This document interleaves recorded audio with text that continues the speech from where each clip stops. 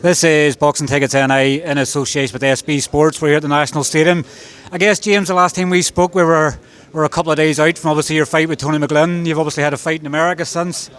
I guess obviously you've been well prepared for obviously the fight before. Do you probably nearly have to sort of hold back a wee bit, obviously fighting in Scotland in a couple of weeks' time before you can really start to get your teeth into finally obviously getting this one finished and over the line? I would dare say Tony will be grand in Scotland. I don't think he'll be fighting anything that's put much risk. I suppose it's a fight, there's always risks, but my head's locked in for the April 1st. It has been for a while now. And I guess probably in some ways, the twos were very nice and the twos are both nice guys, but I guess there's a bit of turmoil obviously around why the fight didn't happen. I guess he's now fighting and putting this to bed finally. It probably puts a bit more needle when obviously he's come to locking horns here on the 1st of April. Yeah, well, this is it. This is the saga. That's just what I said to Jason when we talked about this fight. I said, right, well, let's just put this whole thing to bed. This is it. The fight will happen April 1st. Whatever will be, and that'll be it over and done with. The winner will go on with their career. The loser, I suppose, could go on with their career too. I don't think Tony losing to me would be anything that will kill his career. Like, he could probably go on and fight again. Not that I'm a big superstar name or anything like that, but it's not a bad name to lose to. You know what I mean? It's not like you're getting beat by a journeyman. And the fight obviously is for the Celtic belt. Is it at lightweight or is it super featherweight? Lightweight, yeah. So again, me want the campaign super feather, but this is it. I'll win one at lightweight, and then I was chatting there about maybe bringing Elite and Sheer up to the Ulster Hall, and I'll win one at super featherweight up there too. I guess when you're having it at lightweight, I guess there's less of it. I know the BUI obviously stipulations and weight and everything else, but at least when you have it at lightweight, there's more chance it's going to happen this time, obviously, without the BUI saying, well, actually, you need to do this and do that. Tony's fighting. What the fight in Scotland's about. So Tony's going to go, and to my knowledge, he's going to go to Scotland do an 8-rounder at 135. So then no one can slobber, no one can complain about it, and there's no cross lines, no cross wires, no nothing. He made the weight, he did the rounds. I make the weight, I can do the rounds. Let's go and do it.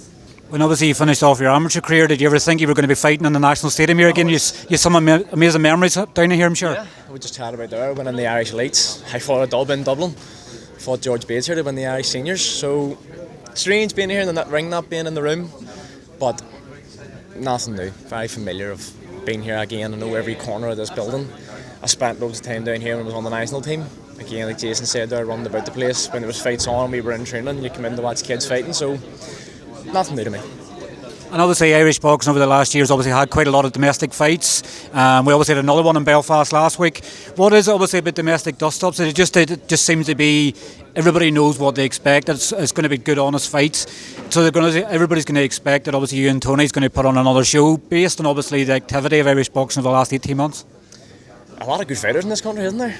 And the Celtic title seems to be, I don't know whether I could be wrong in saying this now, but it sort of died away for a while. It wasn't ever spoke about. And that's why whenever I had sort of turned over and I went, well, the Celtic title, I could fight for that early doors because it isn't like it's a European belt or a Commonwealth belt, And then all of a sudden it just ballooned and now everybody wants one and everyone's fighting for one, but it's promoting everyone going for it in this country and in our sport. Everyone has to turn up and fight for it. I guess obviously the ideal scenario is sort of, if you come through over the Tony McGivern fights, getting down, finally getting a fight at Super Featherweight, it's one of these things I guess you probably didn't expect when you turn over pro. It's going, why can I not fight at my proper weight? But strange one. And again, it's not, obviously I had quite a decorative amateur career, but it's not like I'm coming into the pros and knocking people about left, right and centre, but there doesn't seem to be Super Featherweights anywhere. But the plan is win this, get it over and done with, end the whole saga, go back down to Super Featherweight where I belong. Not where I belong, but I just want, that's the weight I chose, and I haven't even got a go at it yet. I haven't got a chance to make the weight, fight at the weight, enjoy it, and start to, says I want to start to progress my career, get on the ladder and go, right, James McGivern just Super Featherweight, and he's ranked X, Y and Z at Super Featherweight, and start putting myself in the lane to fight for these titles. Obviously, whenever your fight with Tony McGivern is supposed to happen in August, you've obviously been out in America and you obviously had a stoppage. So, do you believe you're probably coming into this fight on April 1st with more confidence? Now, you went out to America, they prove a point, you proved your point, you've got a stoppage. For Tony, it's obviously more to fear, obviously, because he's probably not looking at you and going, not really stoppages. You're now putting your punches together, you're sitting down on them more, and it's probably going to make for carnage here in 7 weeks and 1 day time, I think it is exactly. Yeah. Well, I was out in the Blue Moon Boxing Club with Buddy McGivern, and a lot of coaches in the gym did a lot of sparring in the gym, and out there it's a dog-eat-dog world. Like, there's no sparring out there, there's no pulling punches, it's a war every time you get in the ring. So great experience for me. It switched my style a bit, add another string to my bow where you can get in, and that's going to be the idea going forward. Getting in, this is professional boxing. No one cares so much about your shilky skills, and everyone wants blood, and they want people to get in and go at it and have a fair dig. So that's what we're going for.